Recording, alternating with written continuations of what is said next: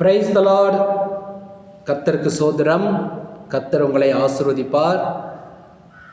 இந்த காணொளியை பார்க்கும் யாவருக்கும் இயேசு கிறிஸ்துவின் நாமத்தில் அன்பான வணக்கங்கள்.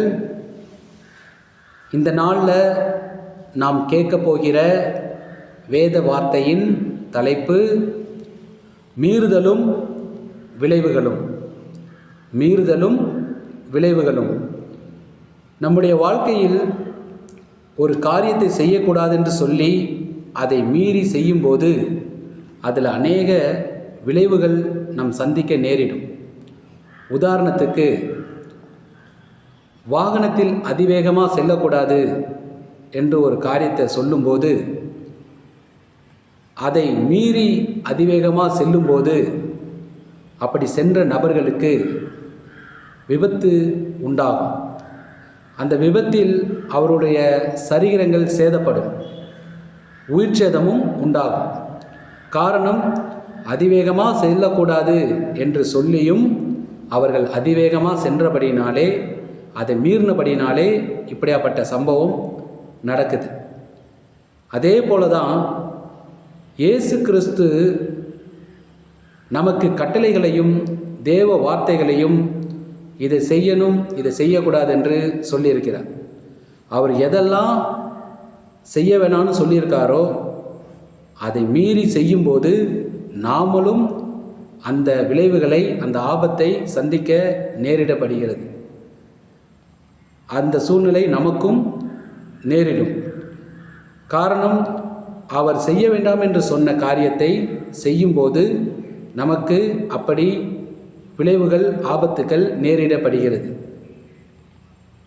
அப்படி வேதத்தில் யார் தேவனுடைய வார்த்தையை, கட்டளையை மீறி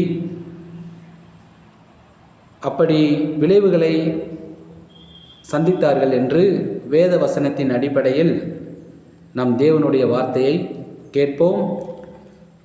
ஆதியாகமம் 2ஆம் அதிகாரம் 15, 16, 17 3 வசனங்கள். இந்த 3 வசனங்களில் தேவன் நமக்கு என்ன சொல்லியிருக்கிறார்? தேவனாகிய கர்த்தர் மனிதனை ஏதன் தோட்டத்தில் அழைத்து கொண்டு வந்து அதை பண்படுத்தவும் அதை காக்கவும் வைத்தார்.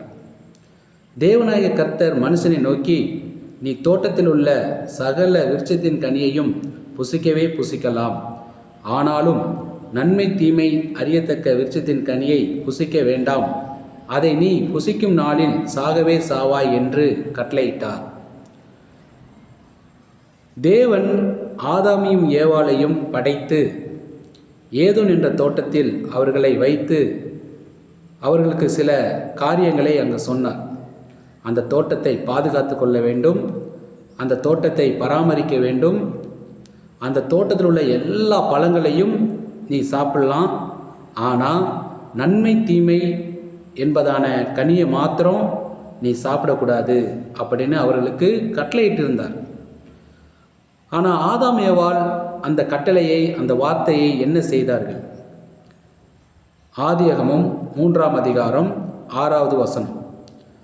அப்பொழுது ஸ்திரீயானவள், அந்த விருட்சம் புசிப்புக்கு நல்லதும் பார்வைக்கு இன்பமும் புத்தியை தெளிவிக்கத்தக்கதற்கு இச்சைக்கப்படத்தக்க விருட்சமாய் இருக்கிறது என்று கண்டு அதன் கனியை பறித்து புசித்து தன் புருஷனுக்கும் கொடுத்தாள், அவனும் புசித்தான். தேவன் அவர்களுக்கு சொன்ன அந்த கட்டளையை ஆதாம் ஏவாள் மீறினார்கள். புசிக்க வேண்டாம் என்று சொன்ன அந்த கனியை இருவரும் புசித்தார்கள். அவர்கள் தேவனுடைய கட்டளையை மீறினார்கள், அவருடைய வார்த்தையை மீறினார்கள். அதனால் அநேக விளைவுகளை அவர்கள் சந்தித்தார்கள். அதில் முதலாவது விளைவு என்னவென்றால், 8வது வசனத்தில் இருக்கு. ஆதியாகமம் 3:8வது வசனத்தில் இருக்கு. பகலில் குளிர்ச்சியான வேளையிலே தோட்டத்தில் உலாவுகிற தேவனாகிய கர்த்தருடைய சத்தத்தை அவர்கள் கேட்டார்கள். அப்பொழுது ஆதாமும் அவன் மனைவியும் தேவனாகிய கர்த்தருடைய சந்நிதிக்கு விலகி தோட்டத்தின் விருட்சங்களுக்குள்ளே ஒளிந்து கொண்டார்கள். தேவன் தோட்டத்துக்குள்ளே வந்து அவருடைய அந்த சத்தத்தை கேட்கும்போது ஆதாமும் ஏவாளும் போய் ஒளிந்து கொள்கிறாங்க.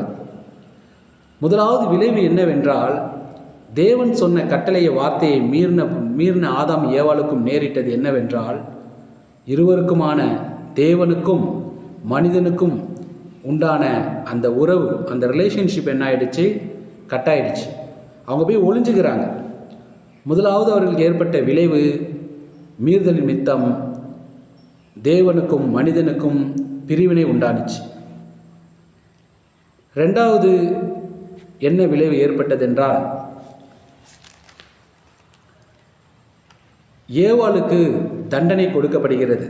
என்ன தண்டனை என்றால், ஆதியாகமம் 3:16 அவர் ஸ்திரீயை நோக்கி, நீ கர்ப்பவதியாக இருக்கும்போது உன் வேதனை மிகவும் பெருக பண்ணுவேன்.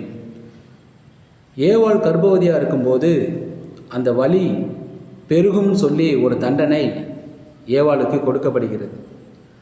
அடுத்த விளைவு என்னவென்றால், ஆதாமுக்குரிய தண்டனை. என்ன தண்டனை என்றால் 17 பின்பு அவர் ஆதாமை நோக்கி, நீ உன் மனைவியின் வார்த்தைக்கு செவி கொடுத்து புசிக்க வேண்டாம் என்று நான் உனக்கு விலக்கின விருட்சத்தின் கனியை புசித்தபடியினாலே பூமியின் உன் நிமித்தம் சபிக்கப்பட்டிருக்கும். நீ உயிரோடு இருக்கும் நாளெல்லாம் வருத்தத்தோடு அதன் பலனை புசிப்பாய். ஆதாம் உயிரோடு வாழ்கிற நாளெல்லாம் வருத்தத்தோடு அந்த நாட்களை கடந்து செல்ல வேண்டும் என்பதான தண்டனை. ஆதாம் வாழ்கிற உயிரோடு இருக்கிற நாளெல்லாம் அதோடைய பலன்கள்லாம் வருத்தத்தோடே புசித்து கடந்து செல்லக்கூடிய ஒரு தண்டனை. ஆண்டவருடைய கட்டளைகளையும் அவருடைய வார்த்தையும் ஆதாமும் ஏவாளும் மீறினபடினால அவர்கள் அநேக விளைவுகளை சந்தித்தார்கள். ஆண்டவருக்கும் மனிதனுக்குமான உறவு பிரிந்து போனது. அடுத்தது, ஏவாளுக்கு கர்ப்ப வேதனை என்பதான தண்டனை கொடுக்கப்பட்டது. ஆதாமுக்கு உயிரோடு இருக்கிற நாளெல்லாம் வருத்தத்தோடு அந்த பலனை புசித்து கடந்து செல்ல வேண்டும் என்பதான தண்டனை கொடுக்கப்பட்டது. அது மாத்திரமல்ல, அவர்களுக்கு இன்னும் ஒரு விளைவு ஏற்பட்டது. என்னவென்றால், ஆதியாகமம் 3:23 அவன் எடுக்கப்பட்ட மண்ணை பண்படுத்த தேவனாய கர்த்தர் அவனை ஏதேன் தோட்டத்திலிருந்து அனுப்பிவிட்டார். அவன் தோட்டத்திலிருந்து துரத்திவிடப்பட்ட ஒரு காரியத்தையும் பார்க்குறோம். அப்போ தேவனுடைய கட்டளைகளை வார்த்தைகளை மீறும்போது அநேக விளைவுகளை ஆதாம் ஏவாள் சந்தித்தார்கள். அவர்களுக்காக உண்டாக்கப்பட்ட தோட்டம், அழகான தோட்டம், தோட்டத்தில் உள்ள எல்லா கனிகளையும் புசிக்கக்கூடிய, அநேக கனிகள் நிறைந்திருக்கக்கூடிய நல்ல ஒரு செழிப்பான ஏதேன் தோட்டம், அந்த தோட்டத்தையும் இழக்கக்கூடிய சூழ்நிலை ஏற்பட்டது. அப்போ தேவனுடைய வார்த்தையை கட்டளையை மீறும்போது அநேக விளைவுகளை நாம் சந்திக்க நேரிடப்படுகிறது. எப்படி ஆதாம் ஏவாள் தேவனுடைய கட்டளைகளை மீறி தோட்டத்தை இழந்தார்களோ, அவர்கள் இருவருக்கும் தண்டனை கொடுக்கப்பட்டதோ, தேவனுக்கும் அவர்களுக்குமான உறவு எப்படி பிரிக்கப்பட்டதோ, இப்படியாப்பட்ட விளைவுகளை அவர்கள் சந்தித்தார்கள். காரணம், தேவனுடைய கட்டளையை அவர்கள் மீறி நடந்தார்கள். தேவனுடைய வார்த்தையை அவர்கள் மீறி நடந்தார்கள். ஸோ மீறி நடந்தபடியினால் அவர்களுக்கு இப்படியாப்பட்ட விளைவுகள் ஏற்பட்டுச்சு. அதே போல தான் இந்த வார்த்தையை கேட்குற நாம் தேவனுடைய கட்டளைகளை மீறி நடப்பதினாலும், தேவ வேத வசனத்தில் சொல்லியிருக்கிற வார்த்தையை மீறி நடப்பதினாலும் நமக்கும் இப்படியாப்பட்ட விளைவுகள் நேரிடும். நாம் தேவனுடைய கட்டளையும் தேவ வார்த்தையும் மீறி நடக்கும்போது ஆதாம் ஏவாளுக்கு ஏற்பட்ட விளைவுகள் நம்ம வாழ்க்கையிலும் நிறைவேறும். நமக்கும் அந்த விளைவுகளை சந்திக்கக்கூடிய சூழ்நிலை உண்டாகும். ஆனபடினாலே தேவனுடைய வார்த்தையை மீறி நடக்காமல் அவர் சொன்ன வார்த்தைகளை, அவர் சொன்ன 10 கட்டளைகளை கை கொண்டு அதன்படி நடந்து நம் ஆசீர்வாதத்தையும் சந்தோஷத்தையும் பெற்றுக்கொள்வோம். அவர் வார்த்தை மீறுவது நிமித்தம் விளைவுகளும் வேதனைகளும் ஆபத்துகளும் நமக்கு வரும். அதை நாம் செய்யாமல் அவருடைய வார்த்தைக்கு, அவருடைய 10 கட்டளைகளுக்கு கீழ்ப்படிந்து அதை கை கொண்டு நடப்போம். அவர் நம்மை ஆசீர்வதிப்பார், மகிழ்ச்சியாக வைத்திருப்பார் என்பது உண்மையான ஒரு காரியம். மீறுதலும் விளைவுகளும் என்ற தலைப்பில் தேவன் நம்மோடு பேசின வார்த்தைக்காக தேவனுக்கு நன்றி. கர்த்தர் உங்களை ஆசீர்வதிப்பார். ஆமென். Praise the Lord.